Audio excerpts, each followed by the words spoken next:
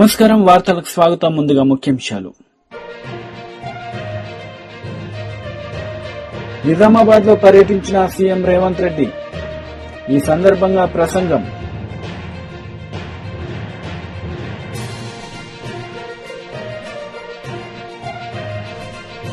Quantum valley శంకుస్థాపన కార్యక్రమంలో పాల్గొన్న ముఖ్యమంత్రి నారా చంద్రబాబు నాయుడు. ఈ సందర్భంగా ప్రసంగం. క్వాంటమ్ వ్యాలీ శంకుస్థాపన కార్యక్రమంలో ముఖ్యమంత్రి నారా చంద్రబాబు నాయుడు పాల్గొన్నారు. ఈ సందర్భంగా ఆయన ప్రసంగించారు. పర్సనాలిటీని చూస్తాను. Director Indian Institute of Technology Chennai V Kamakoti గారు పద్మశ్రీ. మొన్నే పద్మశ్రీ వచ్చింది, లేటుగా వచ్చింది, కానీ మచ్ డిజర్వ్స్. నా జీవితంలో చాలా మందిని చూశాను, కానీ ఇలాంటి పర్సువేటివ్ నేచర్ ఉండే ఏకైక వ్యక్తి, ఒక పని అనుకుంటే ఆ పని అయ్యే వరకు వెనకబడే వ్యక్తి ప్రొఫెసర్ కామకోటి గారు. వారికి అదే సమయంలో స్థానిక శాసనసభ్యులు తెనాలి శ్రావణ్ కుమార్ గారు, గౌరవనీయులు డైరెక్టర్ ఐఐటి తిరుపతి సత్యనారాయణ గారు, chief technology officer Tata consultancy services Harrick Vin గారు, డైరెక్టర్ ఐబిఎం అమిత్ సింగ్ గారు, డైరెక్టర్ అడ్వైజర్స్ ఎల్ఎన్టీ సతీష్ గారు, మధుమూర్తి గారు, మన్నవ మోహన్ కృష్ణ గారు, వేదికపై నుండే పెద్దలు, ఈరోజు ఈ కార్యక్రమానికి చేసినటువంటి again dignitaries are here, academicians, industrialist, prospective entrepreneurs, and also students are here, offline, online. So many students are online. For everybody, good evening. Today is a historic day, not only for Amaravati or Andhra Pradesh, but for India itself. Today we are laying the foundation for something for greater than a building. We are laying the foundation for India's leadership in the global quantum revolution. We are standing at a global inflection point. The United Nations has declared this year the International Year of Quantum Science and Technology. Across the world, experts describe this momentum as the transistor momentum for quantum, when deep science theory becomes real world capability. The last 2 centuries were largely a story of missed opportunities for India. We missed the agriculture revolution. We missed the industrial revolution. But we did catch up with the communication and IT revolution. I am very happy. I remember even today our honorable former Prime Minister Vajpayee ji has introduced deregulation in telecommunication sector. And also at that time, I started iTech City. That is a game changer in information technology. I am very happy. At that time, iTech City was inaugurated by Vajpayee ji. Today, Amaravati City Foundation was laid by Honorable Prime Minister. I am very happy to announce Jitendra Singh ji will be remembered in the history. Quantum machine, quantum computer is inaugurated by him. It will be remembered. It will be a game changer, not only for Andhra Pradesh, for India. It is going to happen. Nizamabad జిల్లాలో CM Revanth Reddy పర్యటించారు. ఈ సందర్భంగా నిర్వహించిన సభలో ఆయన ప్రసంగించారు. 17 లక్షల తెలంగాణ బిడ్డలకు ఈనాడు ప్రభుత్వం 6 కిలోల ప్రకారం సన్నబియ్యం ఇస్తుంది. అక్క, ఈడున్నోళ్ళు నేను అడుగుతున్న మా అక్కల్ని, పాలపిట్టల లెక్క ఉన్నారు, మొత్తం ఇందిరమ్మ చీరలు కట్టుకొని మా అక్కలు. దసరా పండుగ నాడు పోయినట్టే ఉంది. పైనుంచి చూస్తుంటే మా అక్కలు మీటింగ్కి వస్తున్నారు. పాలపిట్ట ఎగురుకుంటూ వస్తున్నట్టే ఉంది మా అక్కలు. పాలపిట్ట రంగు చీరలు కట్టుకొని వస్తుంటే సన్న బియ్యం వస్తున్నాయా లేదా అక్క? ఆ ఎల్ల దొడ్డు బియ్యం ఇస్తే బర్లకు దాన పెట్టి రావునా? ఇవాళ ఈ సన్న బియ్యంతో పిల్లలకు బుక్కెడు బువ్వ పెట్టే పరిస్థితి వచ్చింది. 3,17,00,000 మందికి ఇవాళ సన్న బియ్యం ఇస్తున్నాం. మా రిపోర్టర్ల మిత్రులు కూడా చాలా మంది ఉన్నారు, వాళ్ళకు కూడా సన్న బియ్యం వస్తున్నాయనే నేను అనుకుంటున్నాను. ఎందుకంటే జర్నలిస్టులు ఉన్నారు కానీ వాళ్ళు కూడా పేదోళ్ళే, వాళ్ళకు కూడా సన్న బియ్యం వస్తున్నాయా లేదా ఒకసారి ఆలోచన చేయాలి. కొంతమంది యువకులు ఉన్నారు, నిన్నమననే పెళ్లిళ్ళు అయినట్టుగా అనిపిస్తుంది. రేషన్ కార్డులు వచ్చే ఉంటాయి, అవునా? రేషన్ కార్డు ఇస్తేమి, సన్న బియ్యం ఇస్తేమి, 200 యూనిట్లు ఉచిత కరెంట్ ఇస్తేమి, గ్రామాలలో ఇందిరమ్మ ఇండ్లు కట్టుకోండి అని పెళ్ళైన వాళ్ళకందరికీ ఇందిరమ్మ ఇండ్లు, నియోజకవర్గానికి 3,500 ఇండ్లు ఇచ్చినాం. రాష్ట్రం మొత్తం 4.5 లక్షల ఇండ్లు పేదోళ్ళకి ఇచ్చినాం. నిజంగానే చంద్రశేఖర్ రావుకు 10 ఏళ్లలో 20 లక్షల కోట్ల నగదు ప్రజలు పన్నులు చెల్లించు. సంవత్సరానికి 2 లక్షల ఇండ్లు కట్టుంటే కూడా 10 ఏళ్లలో 20 లక్షల ఇండ్లు కట్టుండేటోడు. అసలు పేదోడు ఇల్లు లేనోడే తెలంగాణలో మిగిలేటోడు కాదు. కానీ చంద్రశేఖరరావు డబుల్ బెడ్రూమ్ ఇండ్ల ముసుగులో పేదవాళ్ళకి ఎవరికి ఇండ్లు ఇవ్వలే. మళ్ళీ ఇప్పుడే మొదలైనాయి, ఇంకా అదనంగా కావాలని మా స్పీకర్ గారు చెప్పారు. తప్పకుండా ఏప్రిల్ మే నెలల్లో మళ్ళీ అదనంగా లేనోళ్లకు ఇందిరమ్మ ఇండ్లు మంజూరు చేసే బాధ్యత ప్రభుత్వం తీసుకుంటుంది. అందుకే విధంగా ఈరోజు ఇందిరమ్మ ఇండ్ల విషయంలో మనం ఎంత జాగ్రత్తగా ఉన్నామో చూడండి. రైతుల రుణమాఫీ 25,35,000 మంది రైతులకు 21,000 కోట్ల రూపాయలు రుణమాఫీ 2 లక్షలు చేసి ఇవాళ రైతులను రుణ విముక్తులను చేసినాం. అదేవిధంగా మిత్రులారా, రైతు భరోసా 9 రోజుల్లో 9,000 కోట్ల రూపాయలు పేదల ఖాతాలో ఈ రోజు మనం నిధులేసి రైతు భరోసా కార్యక్రమాన్ని కొనసాగిస్తున్నాం. నిరుద్యోగమే. తెలంగాణ జాగృతి అధ్యక్షురాలు కల్వకుంట్ల కవిత మీడియా సమావేశం నిర్వహించారు. ఈ సందర్భంగా ఆమె మాట్లాడారు. మీరు ఈ రెండు చేయకుండా ప్రజల్ని మోసం చేస్తే మాత్రం తెలంగాణ ప్రజలకు మెమరీ పవర్ చాలా ఎక్కువ ఉంటుంది, ఖచ్చితంగా గుర్తుపెట్టుకుంటారు. సమయం సందర్భం వచ్చినప్పుడు కాంగ్రెస్ పార్టీని బీఆర్ఎస్ పార్టీని రెండు కూడా కర్రుగాల్చి వాత పెడతారన్న విషయాన్ని ఈ సందర్భంగా తెలియజేస్తా ఉన్నాం. మరి ఇవన్నీ ఒక పక్క జరుగుతుంటే ఇంకొక పక్క బడ్జెట్ సమావేశాలు వస్తున్నాయి, బడ్జెట్ కేటాయింపుల మీద చర్చ జరుగుతూ ఉంది. కాంగ్రెస్ పార్టీకి చిత్తశుద్ధి ఉంటే మీరు ఏదైతే మాట ఇచ్చారో బీసీ సబ్ ప్లాన్ పెడతాం 20,000 కోట్లు సంవత్సరానికి ఇస్తామని చెప్పారో దాని మీద ఎక్సర్సైజ్ చేయండి. ఎందుకంటే గత 2 సంవత్సరాలు కలిపి కూడా మీరు 7,000 కోట్లు కూడా పెట్టలేదు బడ్జెట్లో బీసీలకు. పైగా నెక్స్ట్ ఇయర్ పెట్టే ఒకటే ఒక బడ్జెట్ మీరు పెట్టే ఫుల్ టర్మ్ బడ్జెట్, ఆ తర్వాత ఇయర్ పెట్టేది మీకు ఎన్నికల బడ్జెట్ అవుతుంది. కాబట్టి ఒకటే ఒక బడ్జెట్ ఉంది మీరు చేసినటువంటి తప్పులను మీరు సవరించుకోవడానికి. మీరు ఏదైతే రైతులకు ఇవ్వనటువంటి రైతు భరోసాలు ఉన్నాయో, ఆర్టీసీ విలీన ప్రక్రియ ఉందో, మహిళలకు ఇస్తా అన్న 2,500 ఉందో, ఉద్యమకారులకు ఇస్తా అన్నటువంటి బడ్జెట్ ఉందో, ఇవన్నీ సవరించుకోవడానికి మీకు ఈ బడ్జెట్ ఒక్కటి మాత్రమే అవకాశం ఉంది. ఈ బడ్జెట్లో బలంగా మీరు ఇచ్చినటువంటి హామీలన్నీ నిలబెట్టుకునేటటువంటి ప్రయత్నం చేయాలని చెప్పి నేను ప్రభుత్వాన్ని డిమాండ్ చేస్తా ఉన్నాను. అదేవిధంగా ఉద్యమకారులు, మరి అన్ని గ్రామాల్లో ఉన్న ఉద్యమకారులను బీఆర్ఎస్ పార్టీ విస్మరించిందని వారు బాధపడతా ఉన్నారు. ఆ బాధతోని, ఆక్రోషంతోని వాళ్ళు కాంగ్రెస్ పార్టీకి మొన్నటి ఎన్నికల్లో ఓటేసి గెలిపించడం జరిగింది. మరి ఆ ఉద్యమకారుల పక్షాన తెలంగాణ జాగృతి నిలబడి ఏదైతే కాంగ్రెస్ పార్టీ హామీ ఇచ్చిందో ఆ హామీలన్నీ కూడా మరి అమలయ్యే వరకు పోరాటం చేస్తామని చెప్పినాం, భూ పోరాటాలు చేస్తామని చెప్పినాం. మొన్న కరీంనగర్లో ప్రభుత్వ భూమిని మేము అక్కడికి వెళ్ళి వంటవార్పు చేసి ఈ భూమి ఎప్పటికైనా ఉద్యమకారులదే అని చెప్పి రావడం జరిగింది.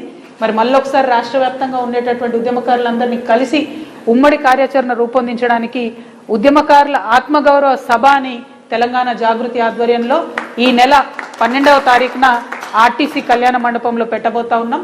దానికి రాష్ట్ర వ్యాప్తంగా ఉన్నటువంటి ఉద్యమకారులందరినీ కూడా మేము ఆహ్వానిస్తూ ఉన్నాం. ఈ ప్రెస్ మీట్ తర్వాత ఆ పోస్టర్ ఆవిష్కరణ కూడా ఉంటుందని చెప్పి మీడియా మిత్రులందరికీ తెలియజేస్తూ, మళ్ళీ ఒకసారి బీఆర్ఎస్ పార్టీ మీ వైఖరిని స్పష్టం చేయాలి. మీరు బీసీలకు వచ్చేటటువంటి 42% రిజర్వేషన్కి వ్యతిరేకం కాకపోతే ఆ మాధవరెడ్డి అనేటటువంటి పిటిషనర్కి మీరు ఎట్లా సీట్ ఇచ్చారనే విషయాన్ని స్పష్టం చేయాలి.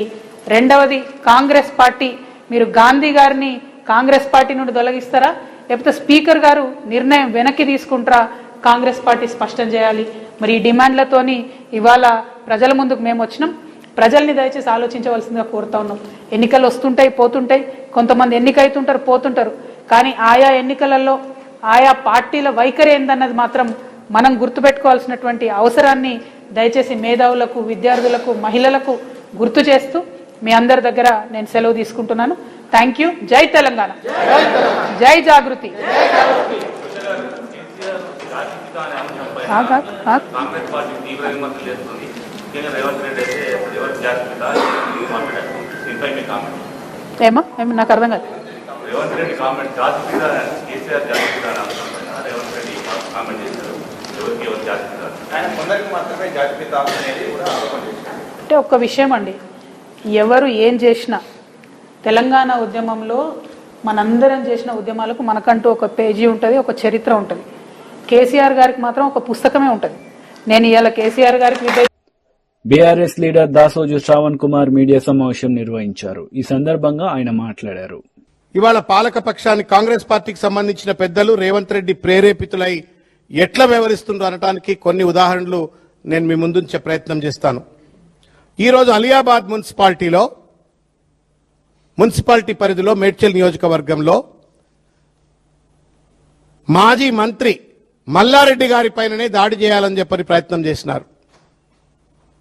అడ్డుకోవడానికి ప్రయత్నం చేసిన కార్యకర్తల పైన రాళ్లతో కర్రలతో దాడులు చేసి తలకాయలు బలగొట్టి వాళ్ళ క్రూరమైన హింసకు పాల్పడుతుంటే పోలీసులు ప్రేక్షక పాత్ర పోషిస్తున్నటువంటి ఒక విషయాన్ని ఖండిస్తా ఉన్నాం. రెండవ ఉదంతం, హరీష్ రావు గారు మాజీ మంత్రివర్యులు మంచిర్యాలలో ప్రచారం చేసుకుంటే ప్రచారం చేరిస్తలేరండి. కేతనపల్లి మున్సిపాలిటీ ప్రాంతంలో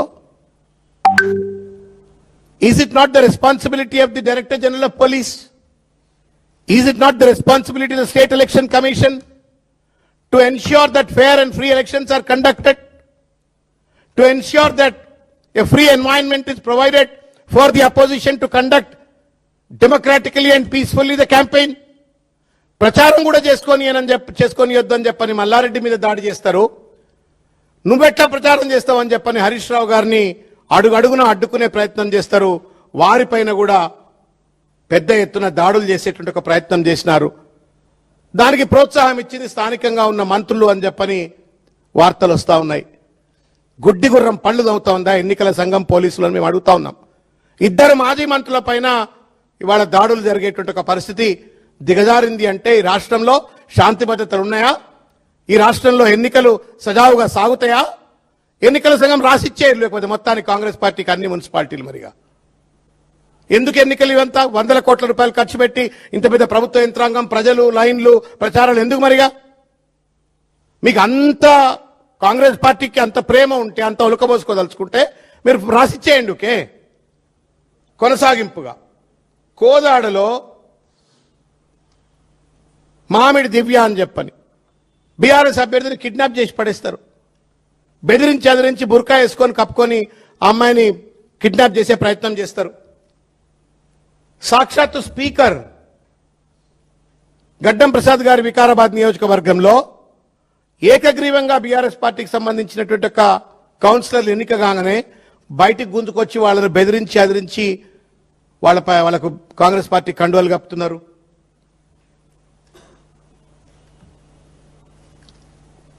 ఇవాళ జూబ్లీహిల్స్ లో కూడా అటువంటి జరిగినట్టుగానే వార్తలు వస్తా ఉన్నాయి. ఎక్కడికక్కడ ఇవాళ ప్రజాస్వామ్యం మీద ప్రజలపైన విశ్వాసం కోల్పోయి పోలీసులను తాబేదారులుగా మార్చుకొని రౌడీగాళ్లను అడ్డం పెట్టుకుని ఇవాళ ఈ మున్సిపల్ ఎన్నికలన్నీ కూడా భ్రష్టు పట్టించాలనే ప్రయత్నం చేస్తా ఉన్నారు.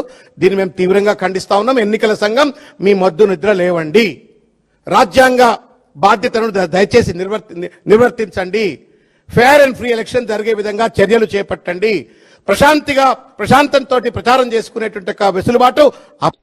మాజీ మంత్రి బొత్స సత్యనారాయణ మీడియా సమావేశం నిర్వహించారు. ఈ సందర్భంగా టీడీపీ నేతలపై ఆయన మండిపడ్డారు.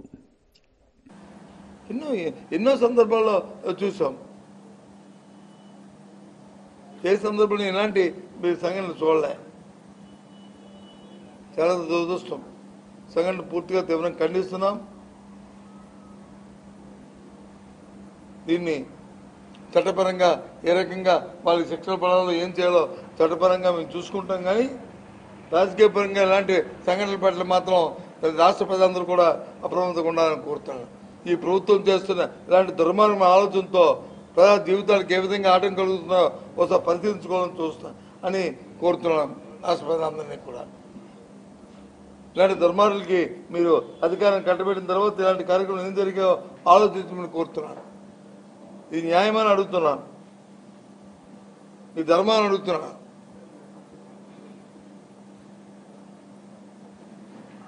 ఇంకో పైపెచ్చు కొన్ని పొడవు చూస్తుంటే ఎవరైతే దాడి చేయడానికి వస్తున్న గోండాలు ఉన్నారో వాళ్ళు పోలీసు కలిసి వస్తున్నారు. పోలీసు వచ్చి గోండాలతో కలిసి రావడం ఏంటండి? పోలీసులు గుండా కలిసి రావడం ఏంటి? ఇది ఎక్కడ చూడలే. వాళ్ళు వస్తున్నప్పుడు ఆ యూనిఫామ్ వేసుకొని వెంటనే అటు నుంచి ఆ యూనిఫామ్ వస్తూ అటు నుంచి తిరిగి మీరు అందరినీ వీళ్ళేదని అడ్డు పెట్టాలి. అది పోలీస్ అంటే, పోలీస్ వ్యవస్థ అంటే, పోలీసింగ్ అంటే అది. తిరిగి కాకుండా వాళ్ళు వీళ్ళు కలిపి పరిగెట్టి జోరుగా నడుచుకొని వస్తున్నారు. దేనికోసం అంటే మీరు చేయండి, ఒకవేళ ఏమైనా అక్కడ ఏమైనా మళ్ళీ తిరుగుబాటు వస్తే మీకు మేము ఎస్కాట్ కొండామని చెప్పడానికా పోలీస్ వ్యవస్థ? గోండాలకు వచ్చి ఎస్కాట్కి వస్తున్నారా మీరు? గోండాలకు వచ్చి రక్షణకు వస్తున్నారా మీరు? దేనికి? చాలా తప్పు ఇది. ఎక్కడ కూడా గత 30 సంవత్సరాల్లో ఎక్కడ కూడా ఇలాంటి సాంప్రదాయాలు ఎక్కడ చూడలే. అసలు పెట్రోల్ పంపు సంస్కృతి ఏంటి? నేనైతే నా చిన్నప్పుడు అప్పుడు ఏది సమైక దేయాంధ్ర ఉద్యమం వచ్చింది, ఆ మూమెంట్లో చూశాను. ఎమ్మెల్యే ఎండి నజీర్ అహ్మద్ మీడియా సమావేశం నిర్వహించారు. ఈ సందర్భంగా ఆయన మాట్లాడారు. పరామర్శలు హంతకులను పరామర్శించేటువంటి పరిస్థితులు ఈరోజు రోజు రోజు కూడా దిగజారుతూ హంతకుల దగ్గర నుండి గంజాయి అమ్మేటువంటి వాళ్ళ దగ్గరికి, డ్రగ్గిస్టుల దగ్గరికి, అలాగే ముఖ్యంగా ఈరోజు మనందరం కూడా చూసుకుంటే రేపిస్టులతో పాటు ఈరోజు బూతులు మాట్లాడి ప్రజలు అసహ్యించుకుంటున్నటువంటి వ్యక్తుల్ని పరామర్శించేటువంటి స్థాయికి దిగజారేటువంటి పరిస్థితులు మనందరం కూడా గమనిస్తా ఉన్నాం. ఈరోజు జగన్మోహన్ రెడ్డి గారు ఎక్కడ ఓదార్పు యాత్ర పేరుతో లేకపోతే పరామర్శ యాత్రల పేరుతో యాత్రలు మొదలు పెడితే అక్కడ ఏ విధంగా ప్రజలు ఇబ్బందులు పడతా ఉన్నారో మనందరం కూడా గమనించాల్సినటువంటి అవసరం ఉంది. ఈరోజు అటవిక రాజ్యంకి ఎలా ఉంటుందో జగన్ పాలన మనందరికి కూడా ఒక అర్థమైనటువంటి పరిస్థితులు. ముఖ్యంగా కులం చూడం, మతం చూడం అంటూ ఈరోజు ప్రశ్నించినటువంటి ప్రతి ఒక్క వారి మీద కూడా దాడి చేసి తన రాజ్యంలో ఏ విధంగా ప్రజలు ఇబ్బందులు పెట్టాడో మనందరికి కూడా తెలుసు. రూల్ ఆఫ్ లాతో ఎక్కడ కూడా పని లేకుండా రాష్ట్రాన్ని 5 ఏళ్ల పాటు రావణ కాష్టంలాగా మార్చి అనేక అర్థనాదాలకు కారణమైనటువంటి వ్యక్తి జగన్మోహన్ రెడ్డి గారు.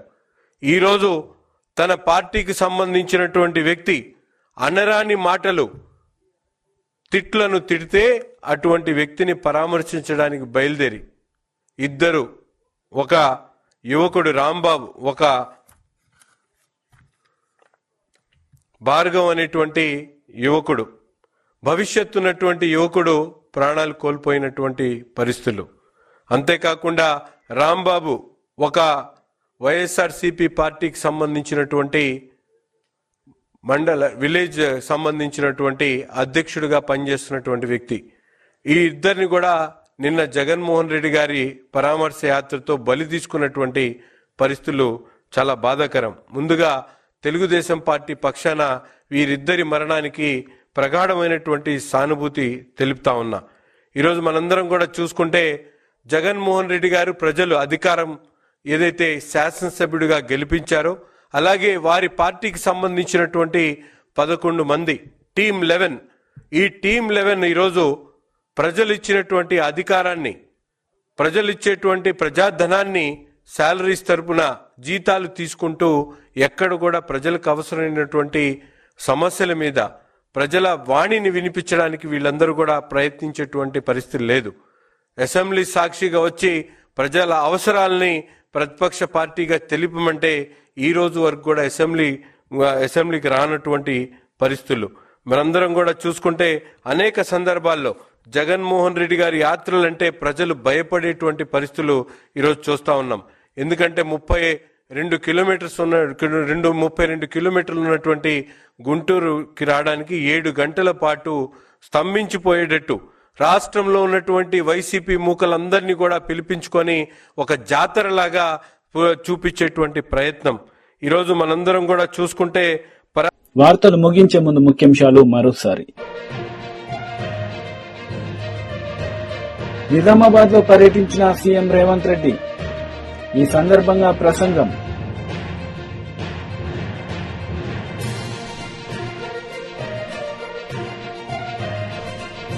క్వాంటమ్ వ్యాలీ శంకుస్థాపన కార్యక్రమంలో పాల్గొన్న ముఖ్యమంత్రి నారా చంద్రబాబు నాయుడు. ఈ సందర్భంగా ప్రసంగం. ఈ వార్తలు ఇంతటితో సమాప్తం. తిరిగి ప్రసారమయ్యే వార్తల్లో మళ్ళీ కలుద్దాం. అంతవరకు సెలవు. నమస్తే.